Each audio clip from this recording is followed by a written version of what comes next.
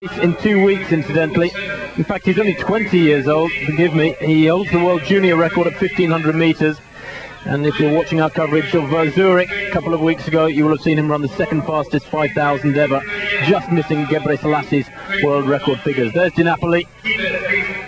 Christopher Kosgei, better known for his steeplechasing. Komen going through there. The camera just flashing across these men very quickly indeed. Kizang and Kosgei on the inside there, expected to do the pacemaking role for 44. Daniel Komen. And of course Komen missing the world record for this distance, 3,000, by, well, less than the blink of an eye. In Monte Carlo, straight after the Olympic Games. He didn't go to the Games, didn't make the Kenyan team at 5,000 metres. But when all the athletes came back from Atlanta, tired, both emotionally and physically, Komen was fresh as a daisy. Had been putting in some good work, obviously, while they'd been away. And in Monte Carlo, ran 7:25.16. Morsley's world record figures 7:25.11. 5 100ths of a second. Takes longer for you to snap your fingers than that. But Komen seemed unperturbed, didn't seem bothered about it. Indeed, after that race, saying he wasn't really aware what the world record figures were exactly, and hadn't realised that a little more effort over the last 50 metres, in which he did seem to relax on that occasion, might have resulted in a world record. He has a world best from earlier on in the season. He ran 8:03 for 2 miles up in Finland.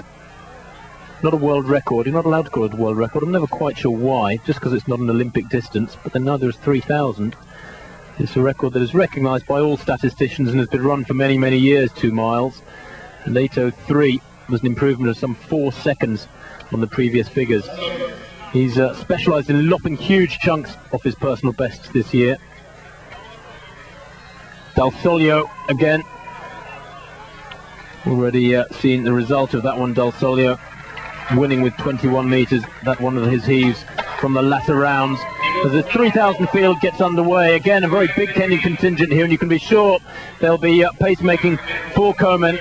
He wants a pace of around 59 seconds per lap, I would thought, to set him up for any attempt at the world record, Steve. Well, I'll take my hat off to him if he's even going for it here, because he just looked so tired in Berlin the other night, and the man is just churning it out. And again, he's slotted in there. He looks as though he certainly means business again. One thing in his favour, the wind, I was just looking at that red flag just at the start there, and the flag certainly has dropped, so the breeze has certainly dissipated from what it was earlier on. So it won't be too much of a problem for them in terms of going off hard. But this is a tough record. It's a really hard record to go for, and he has been churning out some hard races, and you just wonder where he's getting the energy from. Well, that's right. It wasn't a 1,500 or a 3,000 in Berlin 2 days ago. It was a 5,000, as Steve says. He looks tired running 13:02, and that's some 17 seconds slower than he ran in Zurich a couple of weeks prior to that. And has to be running on tired legs here, but Kizang and Kosgei running a very good pace here, indeed a very fast pace indeed, Steve, way below 2-minute pace for 800 metres, as we see Kravets receiving her prize for that victory in the long jump. There was a 57 in the clutch in the stop, but look at that 57.5 first lap, which is either silly or Komen has asked them to go through particularly quick. There's Kravets, as he said, confirmation there with that win from the second round jump of 6.99 in the first round effort of Ajunwa, the Olympic gold medalist in the long jump. Shana Williams coming through with her early effort of 6.77, and none of them were able to improve on those distances in the later rounds, and they were all wind-assisted marks, as you could see there. But Komen certainly meaning business, and they've gone through 800 in, well, you can hear that 1:56, that is fast.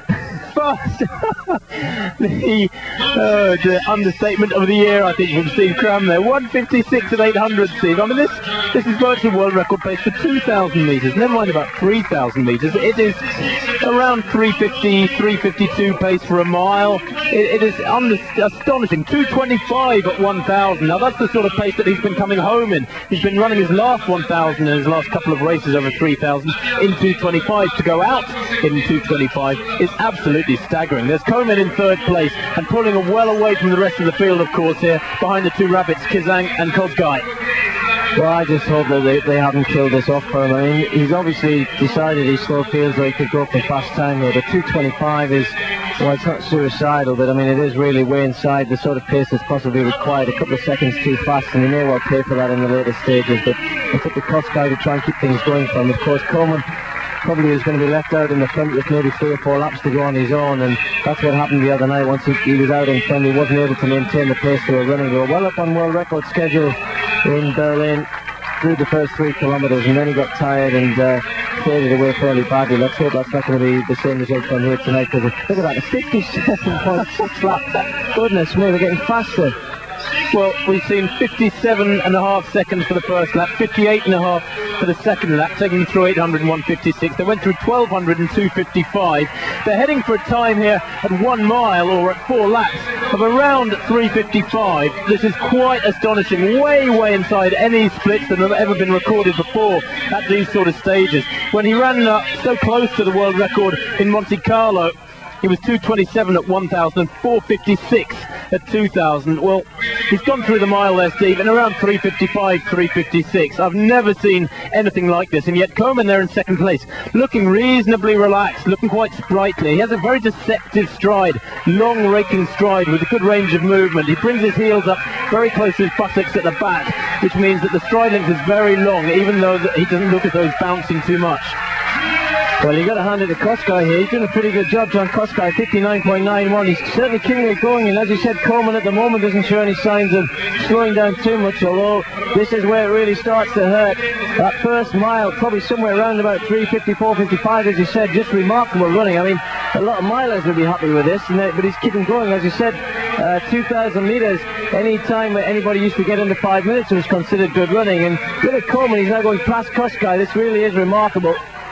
Well, we're used to seeing Daniel Komen knock big chunks off his personal best. 4:53 at 2,000 metres. I bet you that would put him in the top 10 all time for 2,000. That is a staggering statistic.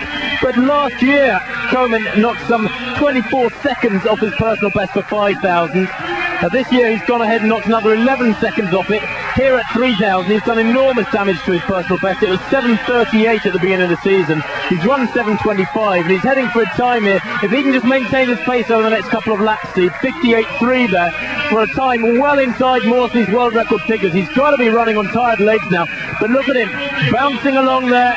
The stride length is still strong, works hard with the arms. He does have this beautiful, relaxed, balanced action. The arm action almost makes it look as though he's running like a sprinter, but then of course he's moving here at around 57, 58 seconds per lap pace. But look at the face, nice and relaxed and in control. Well, I think we're seeing a remarkable run here. Whatever happens, it's going to be very fast, whether he breaks the world record or not. He really only needed to run 2:4 for the last 800, and he hasn't let the pace drop by the looks of things. So Daniel Komen at the moment looks to be heading on his way to another phenomenal run. 7:25.11, as Tim said. He missed it by 500 of a second this time. He's only got 500 to go. You look at what the clock is at the bell and work out what he'll have to do on the last lap. He certainly doesn't look to be tiring at the moment, as Tim said, still looking relaxed. If anything, he seems to accelerate approaching the bell there, Steve. We all know middle distance runners that you get a huge boost when you go through the bell, knowing you're on the final lap. 59.7 there for that penultimate lap. And heading down round the penultimate bend now is Daniel Komen, surely on the way to a world record. The crowd realise it. It's a relatively small crowd in the stadium in Rieti, guiding him home down the back straight. The world record surely hasn't got long to live now. 7:25, the figures he's aiming at. He goes through with half a lap left at 6:51. He's only got to cover this last 234 to get the world record, and he's moving at around 30-second pace. This is a staggering speed he's running at. Nuruddin Morsley is going to lose the world record here, barring disaster in the last 100 metres, and still he looks untroubled. Into the home straight, Daniel Komen of Kenya, 20 years old. He hasn't got a world record at an Olympic distance yet. He hasn't got one at an IAAF distance, but now he has. Look at the figures. 7:20.67, 59 seconds for that last circuit, and the world record has been broken by 4.5 seconds. He's held aloft by his teammates, and at last the running he's produced in race after race in the recent weeks since the Olympics. Remember, he couldn't go to the Olympic Games, wasn't selected. That sort of running has been rewarded by a massive world record, 7:20, and I think really, Steve, that is the sort of figure you have to put up alongside the exploits of Michael Johnson in Atlanta, the 1932.